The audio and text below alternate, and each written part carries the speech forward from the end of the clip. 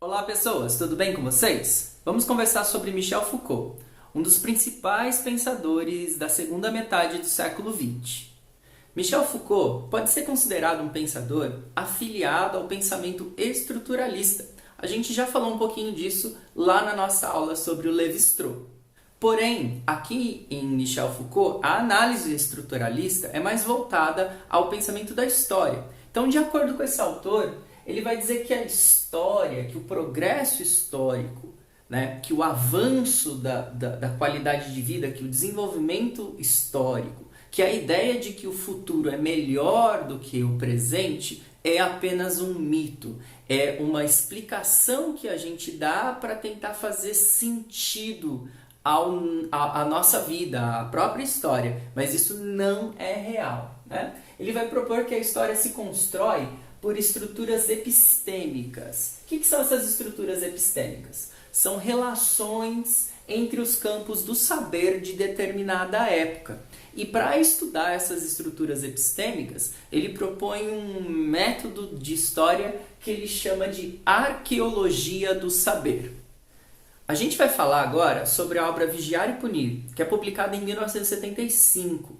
Essa obra, de acordo com Foucault, ela opera a partir da estrutura epistêmica lá do século XVIII, onde para ele está sendo construída, está sendo conformada o que ele chama de sociedade disciplinar.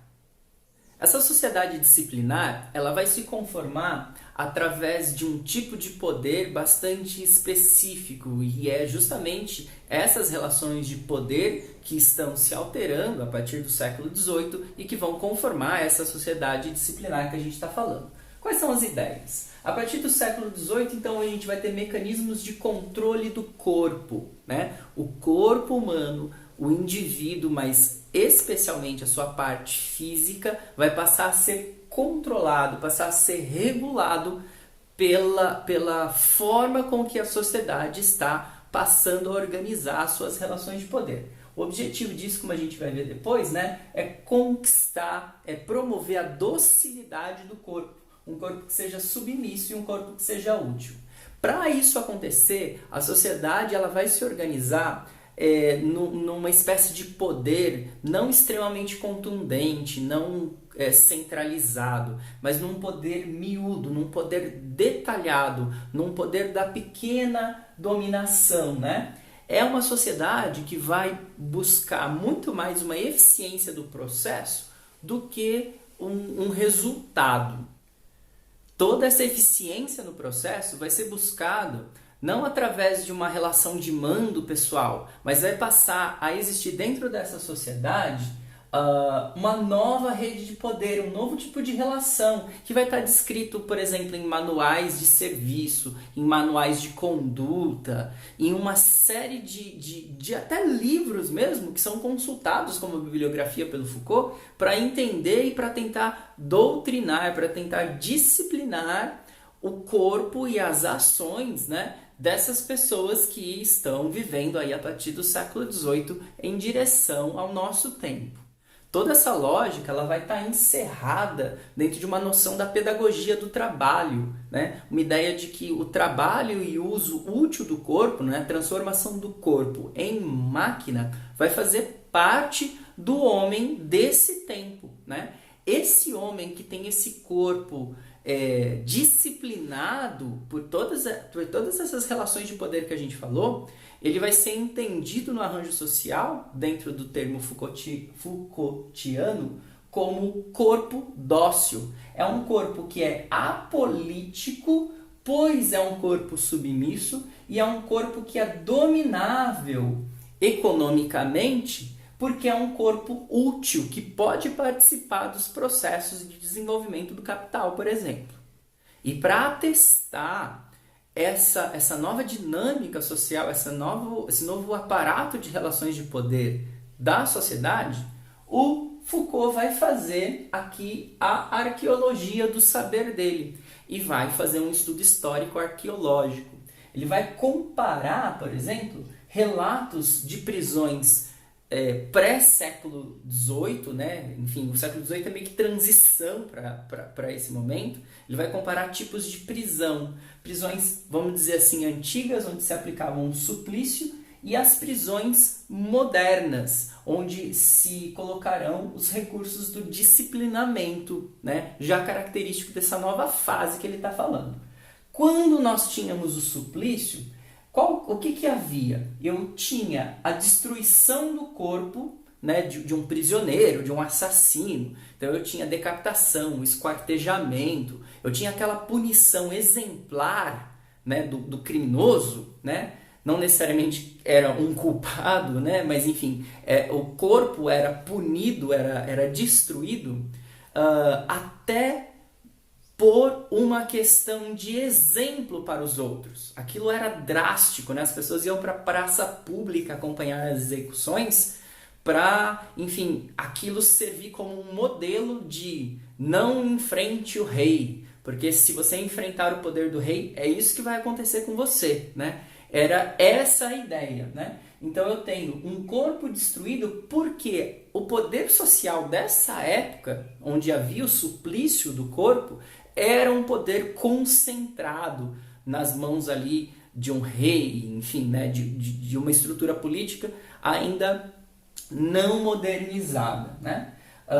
Esse exemplo que eu estava falando, esse corpo destruído nessa praça pública, ele era um exemplo aleatório. O que imperava era um raciocínio de um direito punitivo. Você fez algo errado, então agora seu corpo que praticou aquele ato errado será destruído e, portanto, você vai morrer, enfim, né? Qual que era o problema que se detecta a partir disso? Eu tinha um espaço, primeiro, para que a população que estava ali olhando ficasse com dó dos criminosos.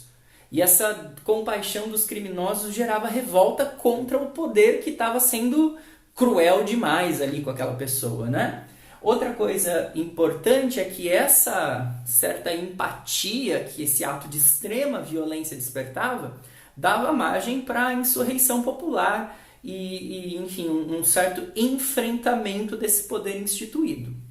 Já na prisão moderna, vamos dizer assim, né, desenvolvida ao longo do 18 e hegemônica a partir do 19, para a maioria dos casos, a prisão ela vai ter uma preservação do corpo e um doutrinamento, um controle da alma, do espírito do preso, né, do detento. Aqui a ideia é restituir aquela pessoa à sociedade. Então eu preciso reformar a índole dela, a alma dela e devolvê-la para a sociedade. O corpo ele deve ser então preservado. Mas qual que é a questão? Fazer essa não destruição do corpo e essa reforma da alma permite que eu tenha processos mais fáceis de administração do sistema prisional. Agora eu prendo as pessoas e eu não preciso fazer um show em praça pública para esquartejar alguém.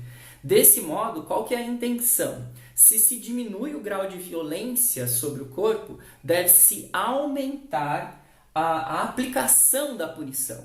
Então, mesmo os menores crimes, eles vão passar a já serem punidos. Então, o roubo de um saco de arroz, né? O arroz está caro hoje. O roubo no saco de arroz, ele tem que ser punido assim como o roubo de tantos milhões de reais, né? Pela regra. Esse é o conceito que a sociedade disciplinar tenta implantar, né? Enfim.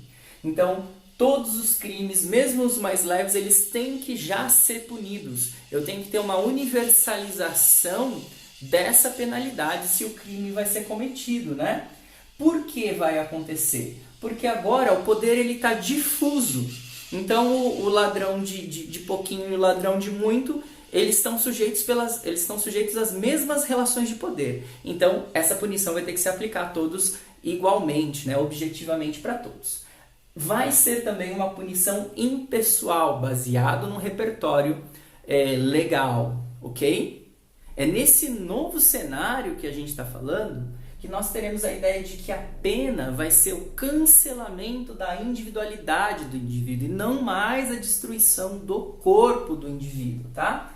Porque dentro dessa nova prisão, a existência do indivíduo ela vai ser completamente despersonalizada e vai ser despersonalizada pelo olhar do carcereiro, pelo olhar dos inspetores dessas instituições.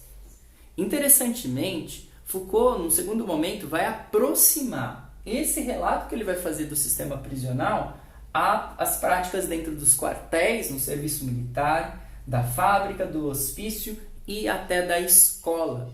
Ele vai identificar nessas instituições todas relações de poder e administração do fluxo de corpos, do controle dos corpos das pessoas bastante semelhantes.